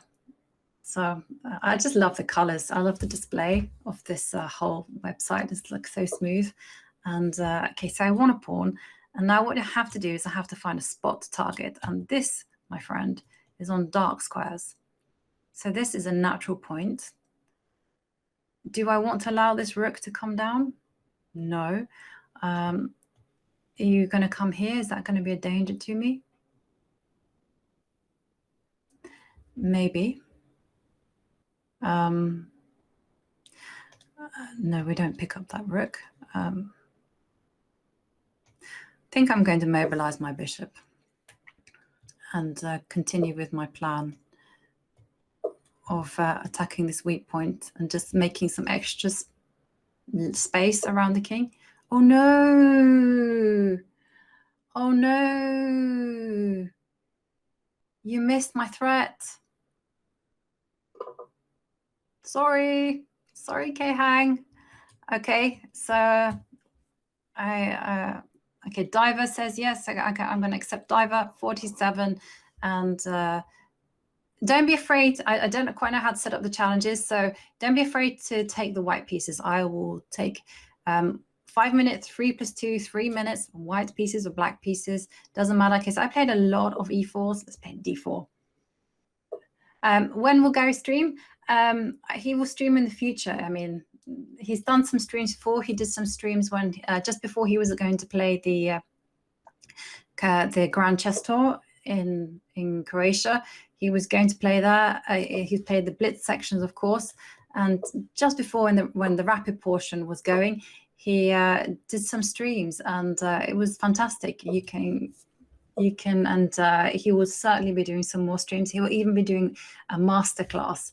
And you know, when Gary is doing a masterclass, you know, that is going to be super impressive. So now we've got a Benoni. And now one line that I really love against the Benoni is to play this innocuous move. And then the whole idea with this innocuous move is to stop this bishop from developing itself. And now I put my bishop on d3. I'm overprotecting the center. And now, like, when the white pawn is on e5, the strategy is to attack. You know, you just find, because that white pawn on e5 just cuts the board in two. When a pawn is on d5, it's a totally different strategy. It's all about space. It's all about, you know, depriving black of any opportunity to break. See, this is what I mean. So his pawn comes to a6. He wants to go b5. I say, no, my friend, you can't do that. And then maybe they want to develop their light square bishop to here. No, not possible, because my pawn is on h3. And if I do it correctly, if I get the dream will be that this bishop just is totally in the way, and black isn't able to get the counterplay, which is based on the rook coming to e8 and then doubling itself. So now I'm going to start to put pieces in the ideal square. So it's a good idea to put this bishop on f4. My knight should maneuver itself to d2 and to c4. I've got to be careful that I pay attention to any tricks as well. So that's the dream. Blunder incoming. Okay, so now I'm going to drop this bishop back, and I'm not afraid of taking it. And knight f7. Now I'm going to come back to the dream. So the dream is, again, a knight wants to come to c4, and you overprotect this e4. And my plan of attack, you push the pawns. Yeah. Yeah, okay, sorry. Yeah, I got a bit enthusiastic about my position. Sorry, I forgot to I forgot to read the chat. Go, yeah. Okay, so yeah, oh, thank you, Shyam. Dream work makes the team work. Yeah, blunder incoming. Yeah, I'm quite eccentric horse, so I'm also eccentric as well. So I don't know what human benchmark is. Is Iranian, I think, is fine. I mean, it was one of the risks of having over the board chess, you know, resuming that, you know, the coronavirus forces people to quarantine. So he's sacrificing a pawn, a la Bishop, a la Fischer. Well, we likes it. We likes to take pawns. Okay. Now my bishop drops. No blunder from me this time. And yeah, black is active. That's one thing. It's a good choice probably to sacrifice a pawn, because the position was looking a little bit cramped. And now my plan is, you know, it's all about space. So I kind of want to go f4, f5. But instead, I'm going to, yeah, I'm going to go f4. You know, that knight on e5 was just bugging me, and I don't like it. So I'll just get it off. Go back to your side of the board. Yep. And now bishop comes here. Now I've got to be very careful about this bishop, this dark square bishop, because maybe it wants to come to d4 and give some checks. And now the queen wants to come here, and now I'm going to attack it away because no, it's not happening, or not on my watch. Okay, human benchmark is okay. I didn't know that. It's a thing to test your memory. What type of memory? Because I find that I can remember names very well. Not so good with chess notation.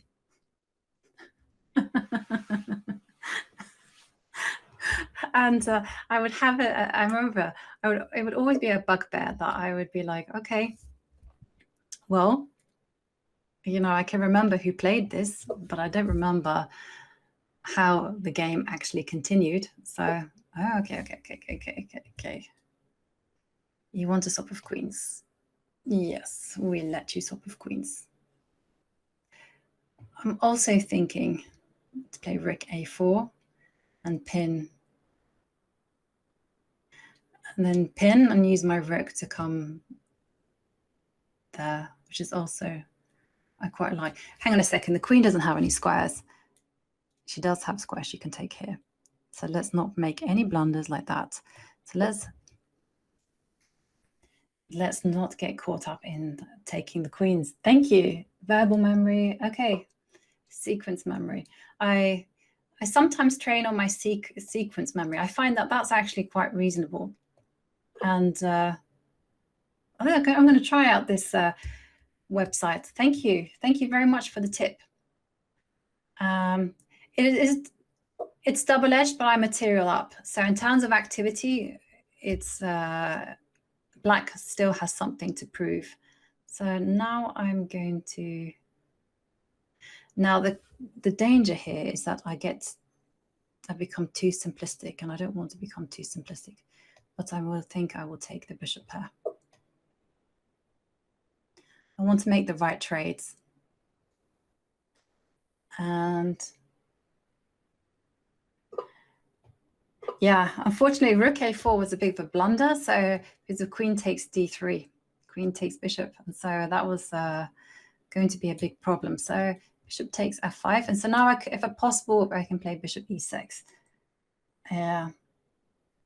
Bishop e6, maybe my knight will come to e4 at the right time, because I don't want to allow bishop takes pawn. So these are the issues that I'm thinking about. So I want domination. And so I will overprotect. I will overprotect the points. Okay, so any tricks? Knights are crafty pieces. Okay, so let's solidify this bishop. And yes, let's put that bishop. Make it strong.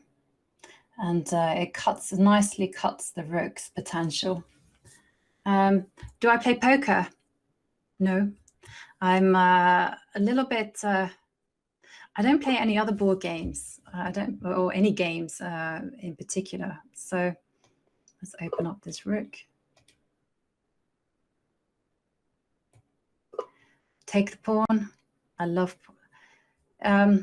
It's funny, in my family, it was just about chess. It wasn't really about any other game or any other thing. So I did try to learn poker, but I found it very difficult not to lose, if that makes any sense. Because poker, you just sometimes have to accept your hand, that you've been given a bad hand, and you just have to fold. And I couldn't do that. Okay, so I'm going to take this knight, check. And that was a big struggle. No, I'll be honest with you, eccentric horse. I don't understand half the memes. Thank you so much, Diver47. So I'm going to congratulate you. And then some other challenges will pop up. Sleeping Beast, Tekos, please go easy on me. Sleeping Beast is the first one on the list. So 2000. Okay, and I have the black pieces. Okay. Let's get ready my c-pawn. Yeah, I did do that, but then I became a booty bandit. I did do that, but I became very predictable. So in the end, I didn't like that.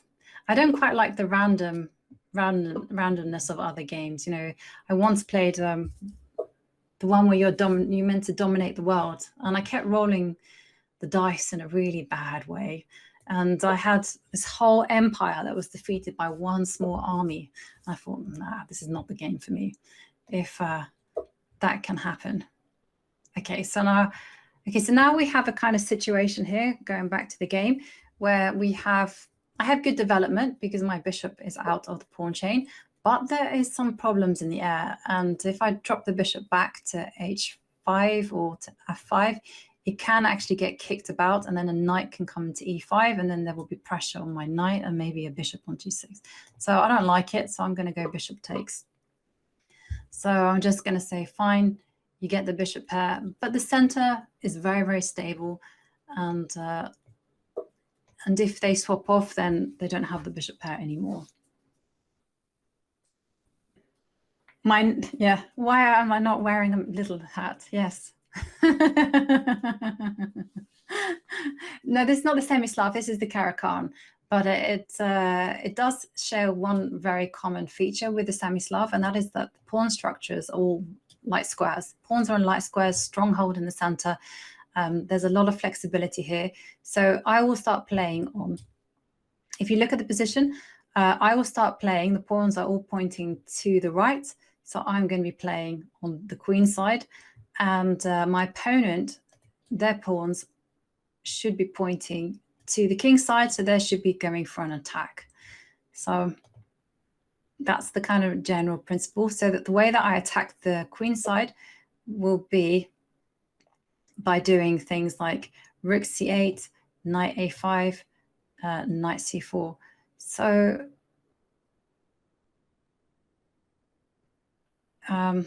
this is the issue. I'm neglecting my development, but because the center is stable, I think I can get away with it. I think so. I think I can do it. I really want that light squared bishop, because if it gets to d3, it's just very, very annoying. You know, you can see, like, I won some of the previous games because the bishop was on d3 and being an aggressive piece. So I don't want that. Yeah, you approve. Yeah. Nice one, Magnemite Buzz. Yeah. Okay. Okay. Take. Well, you guys should know me well by now. I'm there. I'm taking. I'm going to go for it. Maximum greed. Greed is good. Gordon Gecko. Take as much from the position as possible, and I'm going to hope my queen does not get trapped. So I can go queen takes knight, and then run with the queen, and go bishop takes knight, and then let's see, you got this. And now my queen is in danger of getting trapped. Maximum greed. Yes. Oh man, I'm doing everything in the name of material. Okay. Actually, it was a challenge, actually, Pumpkin the Cat. It's a challenge to adjust your chess speak. I mean, but I love the concept, you know, that you want to make chess accessible to absolutely everyone. I mean, we've had the chess community have been so lucky that we've had a lot of people joining the game afresh. And if they're tuning into a show, then it makes sense that they should be able to follow in a manner that is understandable for them. So it was difficult to drop the kind of like zugzwangs and all the kind of terminologies, and especially when you're analyzing, to kind of go knight f6, knight takes f6, knight e7. I mean, that was very hard. But now that we have done that, it makes so much sense. I mean, it's quite a lovely kind of challenge. I don't really follow PogChamps. What PogChamps? So what did I do to focus on breaking the 2000 Elo Pro? Okay, I tell you what is so important in that, and this type of level, confidence. You have to realize that you can beat people who are higher rated than you. I remember the very first time that happened to me. I used to just accept draws, and when I decided, no, I'm going to win, I'm going to, naughty, naughty, naughty, naughty.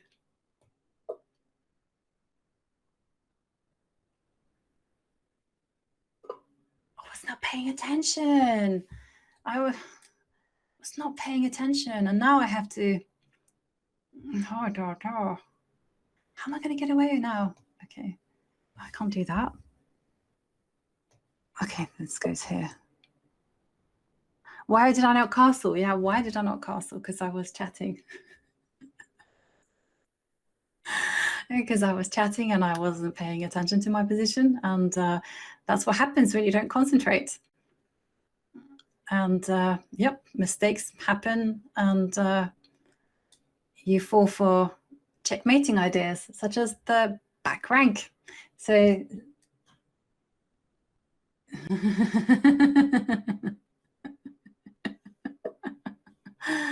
okay, so now I have to just pray. This is what I need from everyone now. I need good vibes, because the situation is just dire, and now my king is going to do something which no king should ever have to do. It's going to go running. Yeah. Oh dear. Oh well. But it's a challenge, you know. So be it. It's due to my carelessness. And it's actually a good lesson for everyone at home. Don't give up. Don't give up, and your opponent may blunder. Even the top players are blundering. I mean, we saw in the start of the stream that Svidler had a normal position and he made one blunder, and that's all it took. And then suddenly, and in his case, it's like particularly cruel, because, you know, it cost him his spot at the World Cup. So now I'm going to take, and now I need to, I'm going to play this, try to get an active knight. I have some pieces around White's king. Maybe on a fine day I will, you want to go there. Okay, one fine day I will allow that. There's no way in. There's no way in. So I'm going to play check, check.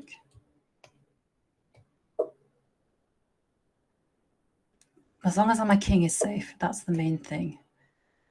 No. This ain't, no. Let me just show this. This bishop is on b4, attacking this square, and so this is like a queen and opera mate. So thank you, Sleeping Beast. Oof. That was a topsy-turvy game. So okay, what's the time? 8:57. One last game. Please go easy on me. I will accept you. And I have a confession to make. I find it very, very difficult to go easy on chess players. I mean, my instinct, it's been to play the best chess I can, although at times I will blunder, as you can see. So now the bishop will come out. We get a Caro-Kann again.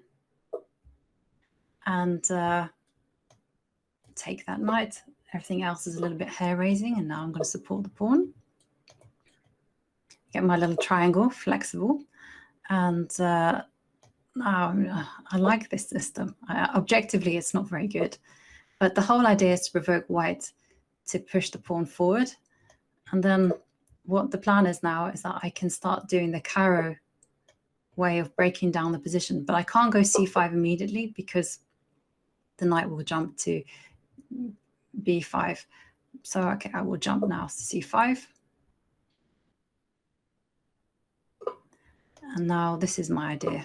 He gives me a central pawn, and the central pawn is going to be worth quite a lot of money.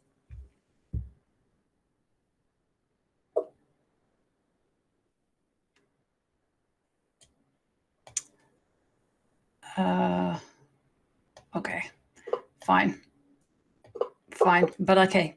I'm castled, but my king is still in a lot of danger because take a look at that. Those dark squares are a little bit weak. And okay, so now we develop, and all the time I have to worry about my king. My king, it does look like I'm not taking care of my king, but at the back of my mind, we are thinking about him all the time. Now I would like to play e5.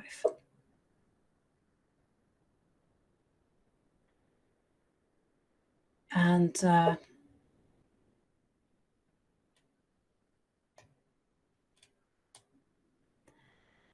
can't help myself. It's like I really want to just, it's very risky because pawns can't move backwards, but it's such a beautiful thing to have 3 pawns in the middle of the board controlling all these beautiful squares, and you just like push, and then you push again. Take care, take care, take care. Don't check there. I push this. King, are you happy, king? Not so happy. Okay. You happy, king? Okay, so he's not happy with me, but okay, tough.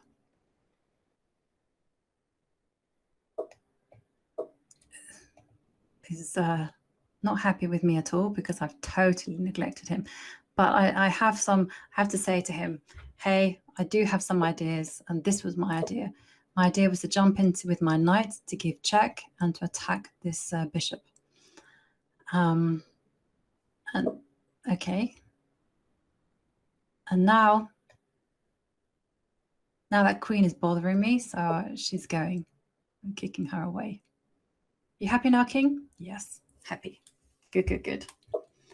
Okay, and now you're attacking my... Yep. It's okay. I have you covered because of knight f3.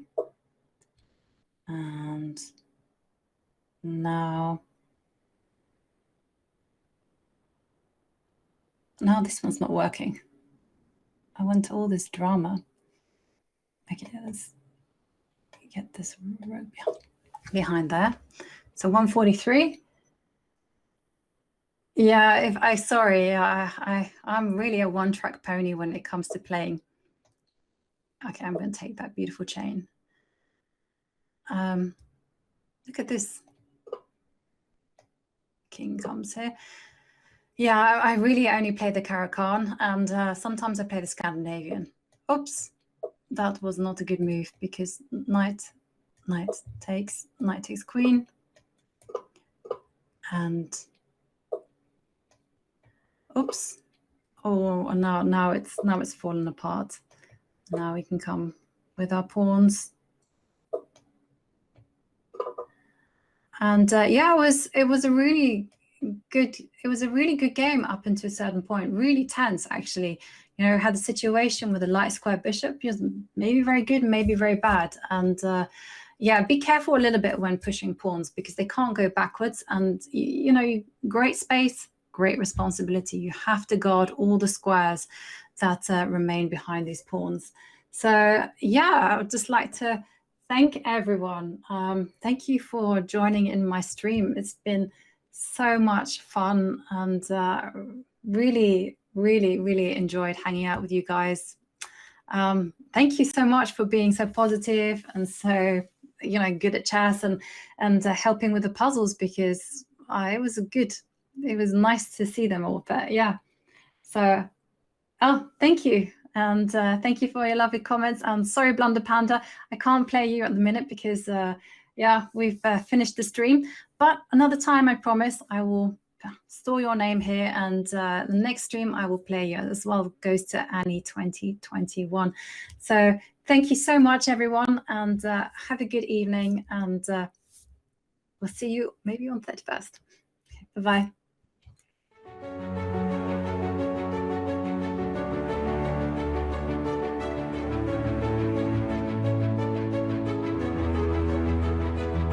Hello, everybody. I'm International Master Sofika Goramishvili. Anishgiri. Elizabeth Pitts. Levon Aronian.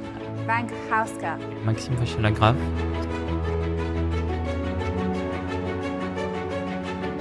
To improve as a chess player, you need to get used to recognizing patterns. This was one of those lessons you get for life.